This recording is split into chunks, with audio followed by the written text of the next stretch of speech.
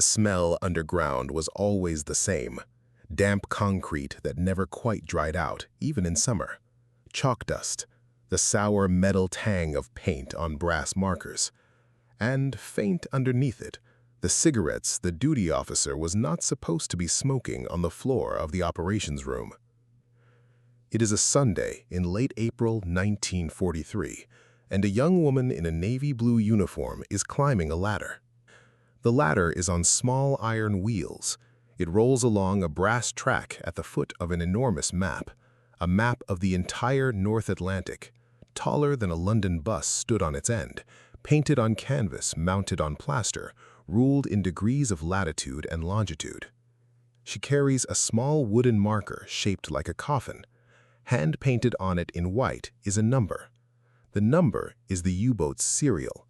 The submarine tracking room in London, 200 miles south, has just told her this U-boat transmitted at 0418 Greenwich Mean Time. The bearing was taken from 4 shore stations. The fix is good to within 30 miles. The marker goes here. She climbs. The ladder is not safe. Too tall, too narrow at the top, the rubber feet long since worn off. Everyone has been told to be careful. There has been a memorandum. The officers have signed it. No one has done anything about a new ladder because there is a war on. She places the marker. She climbs down. This is the computing machine. There are no vacuum tubes anywhere in the room. There are no electric circuits doing arithmetic.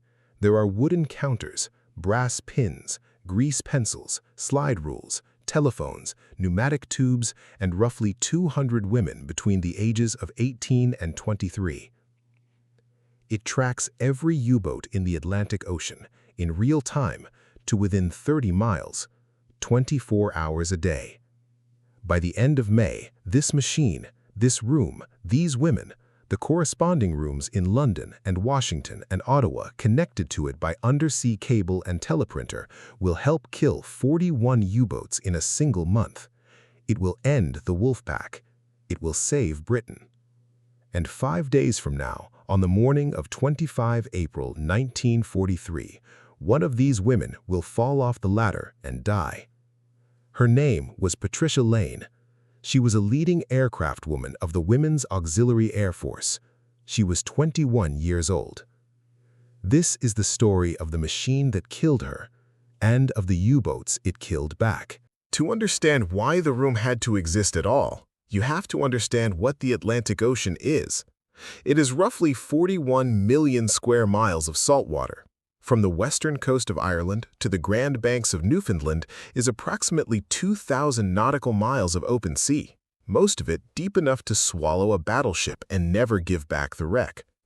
Across this ocean, in the spring of 1943, the British Empire was running, every day, somewhere between 50 and 90 merchant ships in convoys. Flour from Manitoba, oil from Aruba, aviation fuel from Texas, beef from the Argentine, bauxite, copper, tin, sugar, ammunition. Without those convoys, the United Kingdom had food for about 6 weeks. Hidden somewhere in those 41 million square miles on any given morning of that spring were between 60 and 100 German submarines.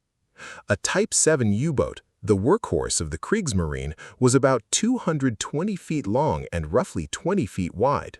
From an airplane at 3,000 feet on a clear day, you could see one for perhaps 90 seconds before it dove. On a hazy day, you could not see one at all. At night, with a moderate sea running, you could pass within 1,000 yards of one and never know it was there. The mathematics were brutal. To find a U-boat by chance, by sending a destroyer to a random patch of ocean and hoping, required by Royal Navy operational research estimates roughly 1,000 ship days of patrol per kill. The Royal Navy did not have 1,000 ship days. It had, on a given morning, perhaps 300 escort vessels covering the entire Atlantic, and most of them were tied to a convoy. The U-boats hunted in tacks. They communicated with their shore command, Befehlhaber der Unterseeboote, near Lorient on the French coast, by short-burst radio in the high-frequency band. The signals bounced off the ionosphere and could be heard 4,000 miles away. The transmissions were brief, 20 seconds, sometimes less, encoded with a four-rotor Enigma machine. The Germans believed the signals were too short to be located. The Germans were wrong. They were wrong because of an idea that had nothing to do with submarines and a Polish engineer who almost did not get out of Warsaw in time, and a building in Liverpool that no one was supposed to know existed. Derby House sits on exchange flags behind the town hall in central Liverpool. It looks like an insurance office. That is the point. Above ground, 11 floors of clerks. Below ground, a bunker. The bunker had walls 3 feet thick and a roof 7 feet thick, both of reinforced concrete. The ceilings were low. The corridors were narrow. There were, by some accounts, more than 100 rooms, though parts of the complex were sealed off in 1945 and were not reopened until 2017, when a heritage trust began clearing decades of dust out of rooms no one had been into since the war ended. The Royal Navy moved in on the 7th of February, 1941. Plymouth had been the previous. Derby House sits on exchange flags behind the town hall in central Liverpool. It looks like an insurance office. That is the point. Above ground, 11 floors of clerks. Below ground, a bunker. The bunker had walls 3 feet thick and a roof 7 feet thick, both of reinforced concrete. The ceilings were low. The corridors were narrow. There were, by some accounts, more than 100 rooms, though parts of the complex were sealed off in 1945 and were not reopened until 2017, when a heritage trust began clearing decades of dust out of rooms no one had been into since the war ended. The Royal Navy moved in on the 7th of February, 1941. Plymouth had been the previous headquarters, but Plymouth was being bombed and was within easy reach of the new German air bases in France. Liverpool was the destination of the convoys. It made sense to put the headquarters where the cargoes arrived. The headquarters was called Western Approaches Command, after the rectangular patch of ocean immediately to the west of Britain.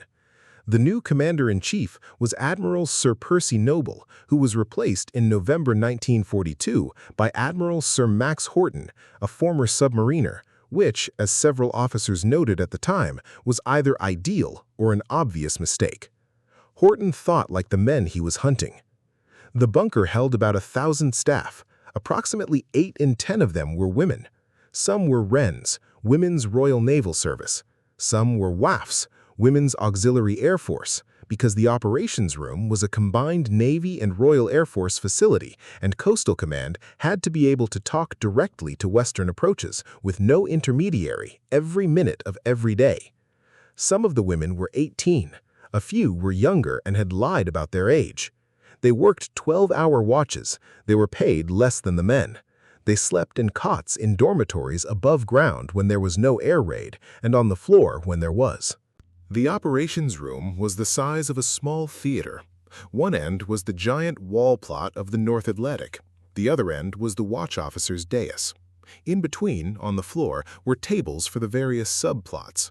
The convoy plot, where every Allied formation in the Western Approaches was tracked hour by hour. The air plot, where every patrolling aircraft of Coastal Command was marked. The enemy submarines plot, with the latest estimated positions for every known U-boat in the relevant waters. There were no electronic computers. There were no card punches. There were no analog firing control machines. There was a switchboard at the back, with cables snaking through ports in the wall, and there were teleprinters chattering, and there was a pneumatic tube system that ran message capsules from the cipher room 2 floors above. But the actual computing, the working out of where a U-boat had been, where it was now, where it would be in 6 hours, and which convoy it was likely to attack, was done in human heads, with pencils, with slide rules, and on the wall. The wall did the geometry. A WREN standing at the bottom of the plot would receive, by telephone, a fresh fix on a U-boat. The fix was a latitude and a longitude. She would walk to the foot of the ladder. She would climb. She would find the previous marker for that U-boat. Every German submarine then known to be at sea had its own little wooden coffin painted with its number. She would move the marker to the new position. If the boat had not transmitted in 12 hours, the marker was tagged with a colored flag. yellow at 12, red at 24. After 48 hours of silence, the boat was assumed to have moved, and a small dotted circle was drawn around the last known position to show the area where it might now be. The circle expanded with every hour of silence at the assumed cruising speed of 7 knots in any direction until the boat transmitted again, or until somebody bombed it. The operations room ran like this around the clock from 1941 to August 1945. It tracked every U-boat in the Atlantic. The men who used the plot to make decisions, Admiral Horton, his staff, the Coastal Command duty officers, stood on a raised gallery on the far wall and looked at the entire ocean at once. The point was to see the entire battle in one glance, not on a screen, on a wall. The wall did nothing on its own. It needed data. The data came from a chain of stations and ships scattered from Iceland to Gibraltar to Trinidad, all of them listening on the high-frequency bands, all of them feeding bearings back to a small office in London where the bearings were crossed and the fixes were calculated. The system was called high-frequency direction finding. The men who used it called it Huffduff. The shore-based system was old. The British had been doing radio direction finding since the 1920s. What was new in 1942 and what changed everything was getting it onto a moving ship. This was supposed to be impossible. A warship is several thousand tons of magnetic steel in a complicated shape. Radio waves arriving at the antenna do not arrive cleanly. They bend around the funnels, reflect off the gun turrets, scatter from the rigging. The bearing you measure is wrong. By how much it is wrong depends on the direction the wave came from, the frequency, the heading of the ship, the sea state, and possibly what the cook is doing in the galley. The calibration table for a single set on a single hull might run to dozens of pages. The man who solved it was Wacław Struszynski, a Polish radio engineer who had been working at the National Institute of Telecommunications in Warsaw before the German invasion. He escaped to Britain by a route that involved Romania and France and ended in a small office at the Admiralty Signal Establishment in Whitley in the Surrey countryside. There, between 1940 and 1942, he worked out the mathematics of the shipboard problem. The key insight involved a transformer of his own design, designated T2 in the circuit diagrams of the production sets, that coupled the two crossed-loop antennas into the receiver in such a way that the phase relationship between them was preserved across the relevant frequency band. With T2, you could put the antenna at the top of the mast, fire up the receiver below decks, and read the bearing of an enemy transmission off a small green oscilloscope screen in roughly 2 seconds. The set was called the FH-4. By the end of 1942, it was being installed on Royal Navy and Royal Canadian Navy escort vessels. The American version, developed at the Naval Research Laboratory in Washington from samples sent across in the summer of 1942, was called the DAQ. By the spring of 1943, every escort group sailing the North Atlantic had at least one set, often two, one ship in front, one in back, so the bearings from the two sets could be crossed to give a fix in real time. A U-boat captain who keyed his transmitter for 20 seconds to send a contact report back to Lorient was, without knowing it, telling a destroyer 15 miles away exactly where he was. The destroyer would turn toward the bearing and run at 27 knots. 20 minutes later, the U-boat would be diving for its life. Struszynski's set used vacuum tubes, 3 of them in the receiver chain. The set on its own was technically a tube device. The thing it fed, the wall in Liverpool, the cardboard plot in the basement of the Admiralty in London, the corresponding plot in the Navy Department on Constitution Avenue in Washington, was not. The wall was a machine. It used no electricity except for the lamps that lit it. It performed an immense computation continuously in 3 dimensions of geography and a fourth of time, and its arithmetic was done by women with paper and pencils. There was, on the entire planet in 1943, no faster way to track 60 submerged objects across an ocean. While Liverpool was the operational nerve, the analytical brain was in London, in a windowless basement room at the Admiralty Citadel, that ugly fortress of a building still standing, scowling on the edge of Horse Guards Parade. The room was called, simply, the Submarine Tracking Room. Its head was a man named Roger Wynne. Wynne was not a sailor. He was a barrister. He had had polio as a child and walked with a heavy limp. He had been turned down for every armed service in 1939 on medical grounds and had ended up at the Operational Intelligence Center because somebody noticed that his mind, trained on the sifting of evidence in courtrooms, was unusually well suited to the sifting of evidence in radio intercepts. By 1942, he was a commander in the Royal Navy Volunteer Reserve. He was, in the considered opinion of the men who worked for him and the senior admirals who sometimes asked his opinion, the best pure analyst in the British war effort. His American counterpart, in a similar windowless basement in Washington, was Commander Kenneth Knowles. Knowles ran what the U.S. Navy called the F-21 Atlantic Section. The 2 men spoke by encrypted telephone several times a day. Their plotting rooms were kept by deliberate design in agreement to within a U-boat's hull length. If Wynne moved a marker in London, Knowles moved the same marker in Washington within minutes. After May 1943, when Admiral Ernest J. King created the U.S. 10th Fleet, a fleet that owned no ships and was staffed by about 50 people, all of whom worked at desks in the old Navy Department building, Knowles's plot became the operational plot for every American escort group, hunter-killer task force, and patrol bomber in the Atlantic Theater.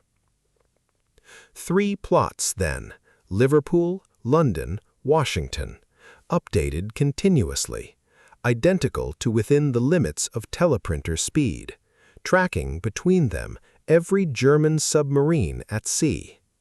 The data came in from a half-dozen sources. Shore-based Huffduff stations gave bearings: Goonhaven in Cornwall, Anstruther in Fife, Bower in the Scottish Highlands, Ford End in Essex.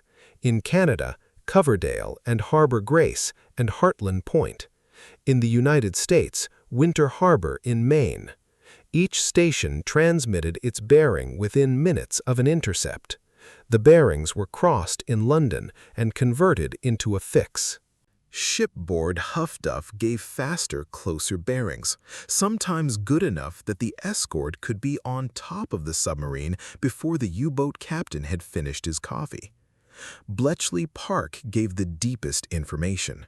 From December 1942, when the 4-rotor Enigma key, Triton, was finally broken after the salvage of cipher material off U-559 off Port Said in late October by men of the destroyer HMS Petard, 2 of whom drowned getting it, the Allies could, on most days, read the operational orders of the U-boat fleet, where the wolf packs were forming up, which boats had how much fuel, which were going home. Coastal Command sighting reports filled in the visual picture. So did sinking reports from the merchantmen themselves and prisoner interrogations from captured U-boat crews, a small but invaluable trickle because German submariners, when fished out of the ocean half frozen and grateful to be alive, tended to talk. All of this came in by teleprinter, by telephone, by motorcycle dispatch, by pneumatic tube. The plotters wrote it down. The senior officers stared at the board. Then they did the part the machines could not do. They guessed. A submarine that had not transmitted in 18 hours, was it hiding or had it been damaged and turned for home? An intercept on a frequency normally used by Type 9s in a position where Type 7s were known to be operating. Error in our direction finding or a Type 9 off script? A wolf pack assembling on the Great Circle track between Newfoundland and Liverpool when intelligence said 2 convoys were due to pass through that latitude in the next 36 hours.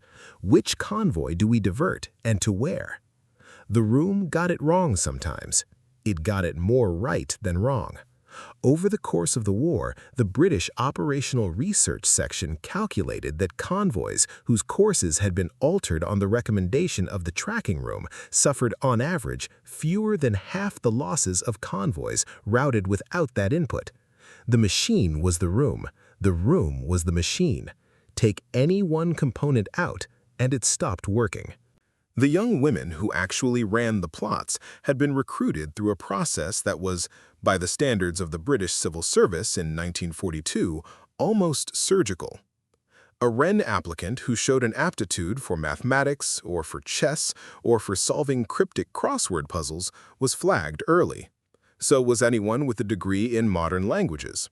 Rural girls were often preferred over city girls on the theory that they were less easily flustered. There was no theory behind this. Nobody had checked.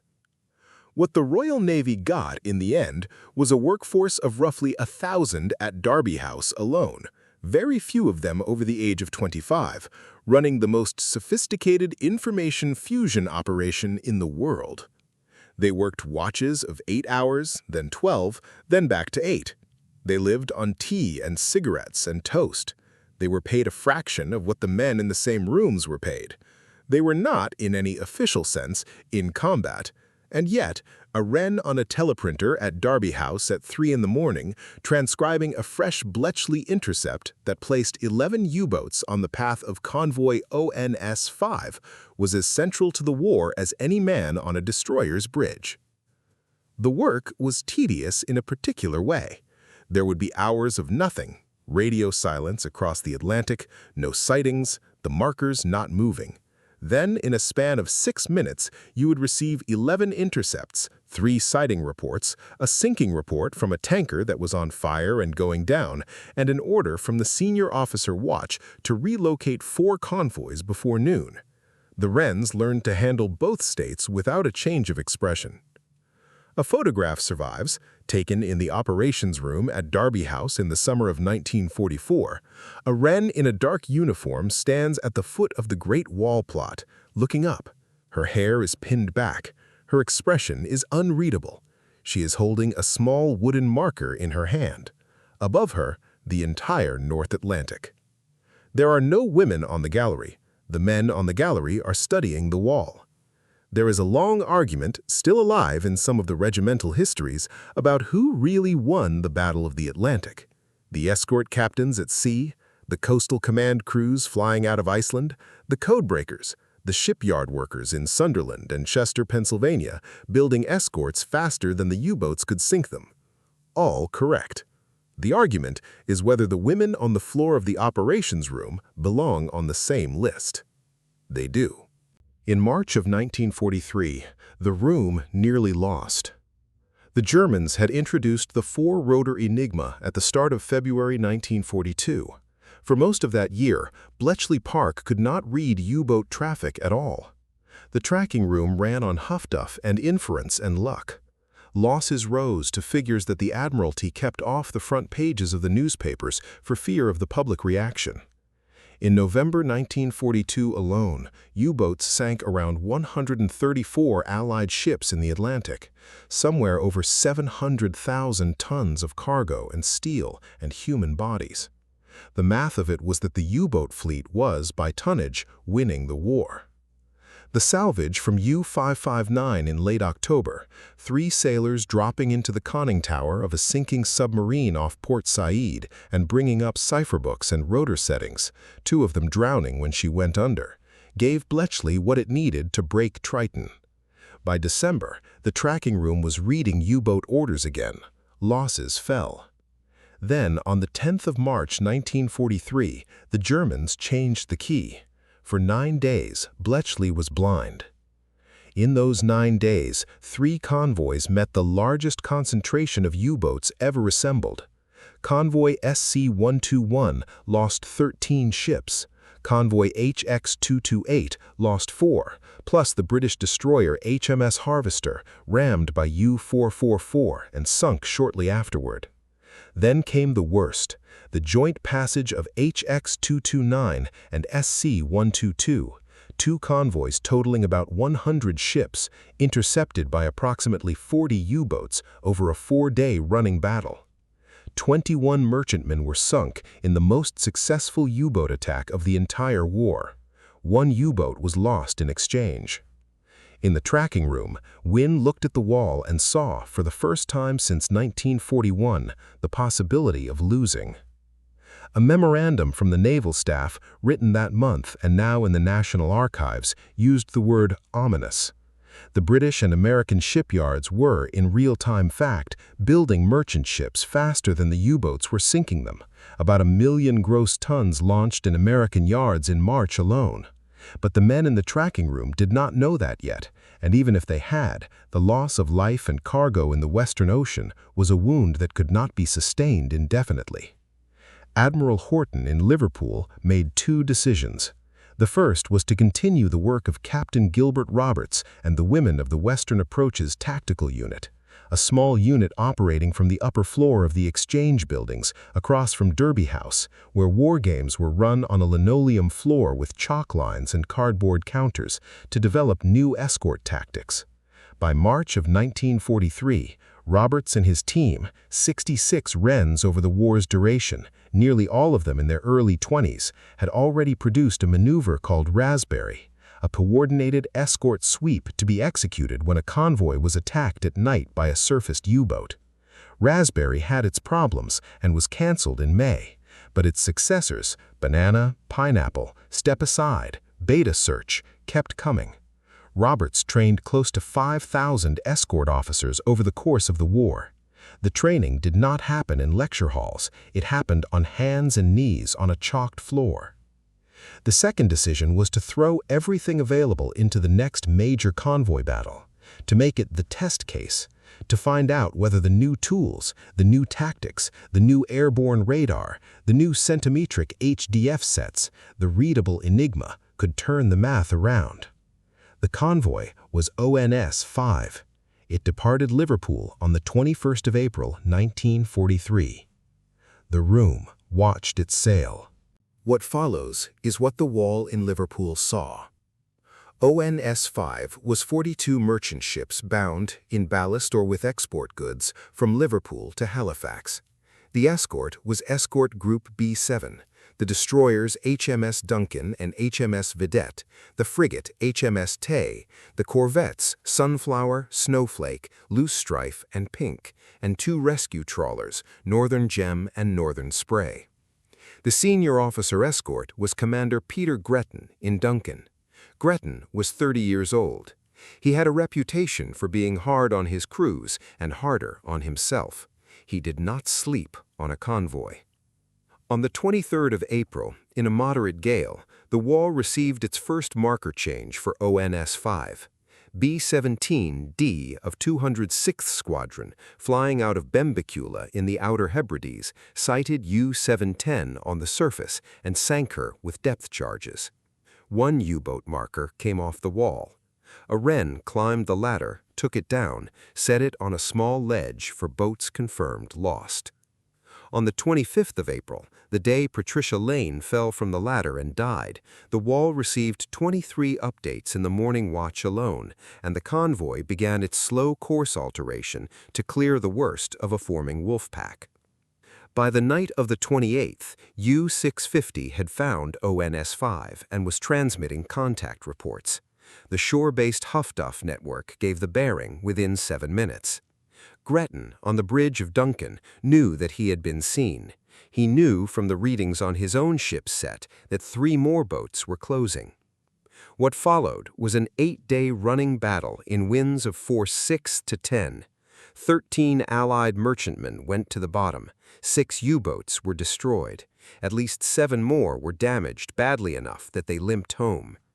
Some of the kills are worth listing by name because the U-boats are usually anonymous in these stories, and they shouldn't be. U-630 sunk on the 4th of May by a Royal Canadian Air Force Sea Canso boat. All hands lost. The boat under Oberlieutenant Werner Winkler. U-192 sunk on the 5th of May by depth charges from the corvette Pink under Lieutenant Robert Atkinson after a 90-minute hunt with Azdic. All hands lost. U-125 surfaced and rammed and finished by the destroyer Vedette on the night of the 5th-6th of May. U-438 depth-charged by the destroyer HMS Pelican. U-531 sunk by the destroyer HMS Vedette. 6 boats, roughly 300 German submariners dead in 5 days, in water cold enough to kill a man in 7 minutes. On the 6th of May, Karl Donitz, in his headquarters near Lorient, ordered the Wolfpack to break off the attack.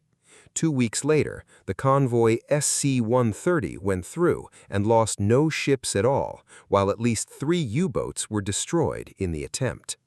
By the 24th of May, Donitz wrote in his war diary the sentence that closed the campaign: "We have lost the Battle of the Atlantic." The German submarine arm lost 41 boats in May 1943. The previous monthly high had been 18. The shipyard build rate could not keep up. After May, they never quite did. The Wall watched the markers come down. There is, somewhere in the imagination of every story like this, a corresponding room on the other side. There was. It was at the U-boat headquarters at Lorient, later moved to Berlin for safety, later still to a place near Bernau, north of the capital. Donitz had his own plot table, his own staff, his own colored markers for U-boats. It was not the same. It could not be the same. The Germans did not have Bletchley. They did not have the shore-based Huff-Duff network. They did not have the centimetric airborne radar that by mid-1943 was riding under the wings of every liberator out of Iceland and Northern Ireland. They did, for a while, have something the British did not. They had broken Naval Cipher Number 3, the cipher used by the Allies to coordinate their convoys, and from the spring of 1942 until the summer of 1943, the B-Dienst, the Kriegsmarine Signals Intelligence Service, was reading roughly 4/5 of Allied convoy traffic. This is how the German Wolfpacks kept finding the convoys. It was not magic, it was code-breaking. But the Germans never built the room. There were several reasons. The Kriegsmarine was a smaller service than the Royal Navy, and Donitz had to fight for resources within a regime that prioritized the Eastern Front. The Wehrmacht traditionally rated initiative of the commander above continuous central control, and U-boat doctrine reflected this. A boat at sea was largely on its own. And the Germans never developed a shipboard high-frequency direction finder that worked. Their own naval cipher was, they believed, secure. It was not after early 1943, and the idea that the Allies could be triangulating their submarines from a destroyer's mast was, until very late in the war, simply not believed. The clearest measure of the asymmetry is in the numbers. By May 1943, the Allied tracking system could place a U-boat to within roughly 30 miles after a single transmission. The German tracking system could place an Allied convoy to within roughly 2 days of where it would actually be. The Germans had submarines that in some respects were ahead of anything the Allies had. The Type 21 Electro-boat, designed in 1943 and entering service too late to matter, could run submerged for days at 6 knots with a hull form derived from research that the British did not catch up to until the 1950s. It had no equivalent in the Allied fleet. It also had no way of knowing where the destroyers were. A short section by way of summary. Between September 1939 and May 1945, U-boats sank roughly 2,800 Allied merchant ships and 175 warships, about 14.5 million gross tons of shipping. About 36,000 Allied merchant seamen and naval personnel died. In the same period, roughly 780 German U-boats were destroyed. Approximately 28,000 U-boat crewmen died, out of roughly 40,000 who served. The casualty rate of the U-boot Waffe was higher than that of any other major fighting service in the Second World War. Most of those U-boat losses on the Allied side were due to a combination of airborne centimetric radar, land-based and ship-based Huff-Duff, escort carrier hunter-killer groups, depth charges and hedgehog mortars, the breaking of Triton at Bletchley Park, and the analytical work of the tracking rooms in London and Washington. Of those, the only one with no vacuum tubes anywhere in the chain, the only one that was a piece of pure information machinery performed entirely by people standing in front of a wall with markers in their hands, was the wall in Derby House and its sister rooms in London, Washington, and Ottawa. 80% of the staff was women, most under 25. Almost none of them were ever publicly named. The official histories of the Royal Navy and the U.S. Navy mention the tracking rooms in passing, and the Wrens hardly at all. A Wren named Vera Lawton Matthews, the director of the Wrens, fought the Admiralty for 20 years after the war for the right to commemorate the dead. There is now a small plaque in a corridor at Derby House with names. Patricia Lane is on it. The room closed on the 15th of August, 1945, not on VE Day. The Royal Navy considered it possible that German U-boats remaining at sea might continue to operate after the surrender, and the plot was kept current until the last of them was accounted for. In the end, the last operational U-boat, U-977, surrendered to the Argentine Navy in Mar del Plata on the 17th of August. The wall in Derby House had been keeping a marker for her since she sailed from Norway on the 2nd of May. A Wren took the marker down. The bunker was sealed. For decades, almost nothing happened with it. The above-ground building became civilian offices. The bunker was forgotten. In the 1990s, parts of it were opened as a small museum. In 2017, a nonprofit heritage organization called Big Heritage took over the site and began, in their words, opening rooms that had not been opened since the war. They are still opening them. There are believed to be sealed sections of the complex no living person has ever set foot in. The wall is still there, more or less. The plotter's chalk marks are still on the floor of the tactical unit room. The ladder Patricia Lane fell from is, by some accounts, also still there, against a wall, behind a velvet rope with a small printed sign. Of the women, very few left memoirs. Some had been required to sign the Official Secrets Act and held to it for so long that when they were finally permitted to speak in the 1970s, the habit of silence had become permanent. One of the senior plotters, interviewed for a BBC documentary in the 1980s, was asked what it had been like the night of the 5th of May, 1943, when the markers for the U-boats began to come down faster than they could be replaced. She said in the recording that she did not remember it being remarkable. They had been doing the same work for 2 years and would do it for 2 more, and that if you stopped to feel anything, you would not be able to keep up with the teleprinter. Kenneth Knowles in Washington became a businessman after the war. Roger Wynne in London returned to the law and was eventually appointed a Lord Justice of Appeal. Wacław Struszynski, the Polish engineer, stayed in Britain. He continued his radio research at the Admiralty Signal Establishment and never returned to Poland. Peter Gretton of HMS Duncan finished the war and rose to Vice Admiral. He wrote 2 memoirs of the Atlantic Campaign, both still in print, both careful, both clear, both sparing of self-praise. Captain Gilbert Roberts of the Tactical Unit was knighted eventually. Big Heritage in Liverpool runs the museum. The plot wall, repainted, is on the north side of the main operations room, where it always was. It is Sunday afternoon, the 25th of April, 1943. Patricia Lane is climbing the ladder. She is 21. She has been at Derby House for about 18 months. She has done this climb perhaps 2,000 times. The ladder is on its iron wheels. The wheels run in the brass track at the foot of the wall. Above her, the North Atlantic.